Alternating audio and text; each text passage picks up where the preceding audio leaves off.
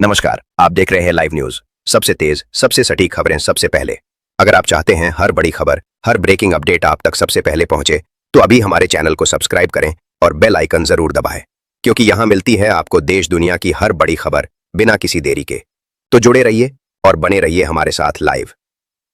19 मार्च को multi commodity exchange MCX पर सोने चांदी की कीमतों में गिरावट दर्ज की गई। सोना करीब 500 रुपए सस्ता होकर लगभग 1,55,500 रुपए प्रति 10 ग्राम पर ट्रेड करता दिखा, जबकि चांदी करीब 2,300 रुपए गिरकर 2,50,750 रुपए प्रति किलो के आसपास पहुंच गई। देश के प्रमुख शहरों जैसे दिल्ली, मुंबई और अहमदाबाद में भी कीमतों में नरमी रही। इस गिरावट से खरीदारों के लिए खरीदारी का अच्छा मौका बनता दिख रहा है। 2. असम विधानसभा चुनाव से पहले कांग्रेस को लगातार झटके लग रहे हैं। प्रद्युत बोरदोलोई ने पार्टी से इस्तीफा देकर संकट और बढ़ा दिया है। वो नागांव से 2 बार सांसद और पूर्व मंत्री रह चुके हैं।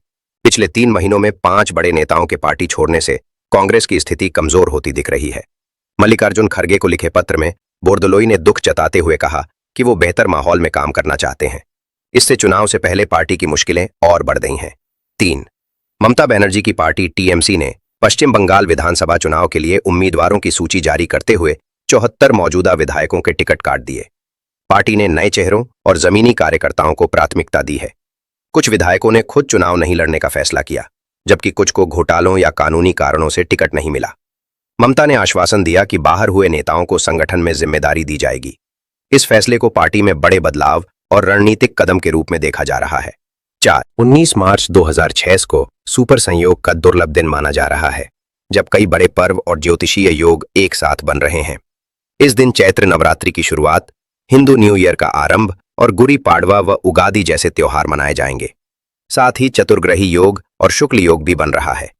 धार्मिक रूप से यह दिन बेहद शुभ और विशेष माना जा रहा है, जिसमें अलग अलग परंपराओं का अद्भुत संगम देखने को मिलेगा। 5. अल्लाह गजनफर ने काबुल में हुए हमलों की कड़ी निंदा करते हुए पाकिस्तान पर आम नागरिकों को निशाना बनाने का आरोप लगाया। उन्होंने कहा कि एक ड्रग रिहैबिलिटेशन अस्पताल पर हमला हुआ, जिसमें सैकड़ों लोगों की मौत और कई घायल हुए। अफगानिस्तान ने इस हमले को विनाशकारी बताया, जबकि पाकिस्तान ने आरोपों से इनकार किया। गजनफर ने इंडिया से समर्थन की अपील करते हुए अंतर्राष्ट्रीय समुदाय से भी हस्तक्षेप की मांग की। 6. पश्चिम बंगाल विधानसभा चुनाव 2026 में सियासी मुकाबला बेहद दिलचस्प हो गया है। ममता बनर्जी और शुभेंदु अधिकारी एक बार फिर आमने सामने हैं। TMC ने 291, बीजेपी ने 144 और लेफ्ट ने 192 सीटों पर उम्मीदवार उतारे हैं। नंदीग्राम, भवानीपुर और कालीगंज जैसी हाई प्रोफाइल सीटों पर कांटे की टक्कर देखने को मिल सकती है। नए चेहरों और बदले समीकरणों ने चुनाव को और रोचक बना दिया है, जिससे राज्य की राजनीति में जबरदस्त मुकाबले के संकेत मिल रहे हैं। 7. दिशा बकानी, जिन्हें दयाबेन के किरदार के लिए जाना जाता है, लंबे समय से टीवी से दूर है और अब 2 बच्चों की मां बन चुकी है। हाल ही में उनकी सिंदूर साड़ी में सजी तस्वीरें सामने आईं, जिनमें उनका बदला हुआ लुक दिखा। शो में उनकी वापसी को लेकर अब तक कोई स्पष्ट जानकारी नहीं है।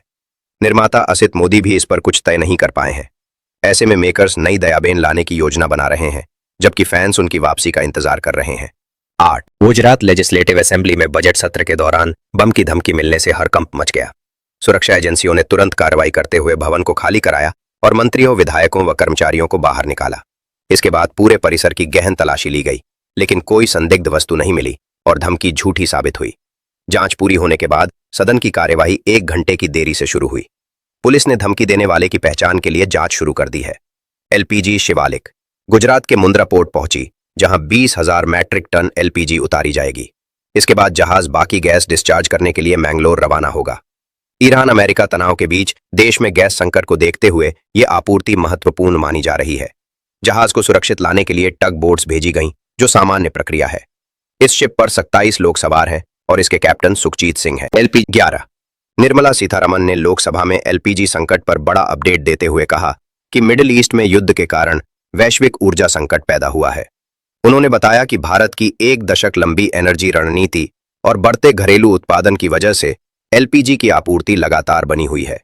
करीब 90% LPG आयात स्ट्रेट ऑफ हॉर्मुज से होता है, जिससे चिंता थी, लेकिन भारत ने हालात संभाले रखे हैं और सप्लाई प्रभावित नहीं होने दी है। 12. डोनाल्ड ट्रंप ने स्ट्रेट ऑफ हॉर्मुज की सुरक्षा को लेकर सहयोगी देशों के समर्थन न मिलने पर नाराजगी जताई।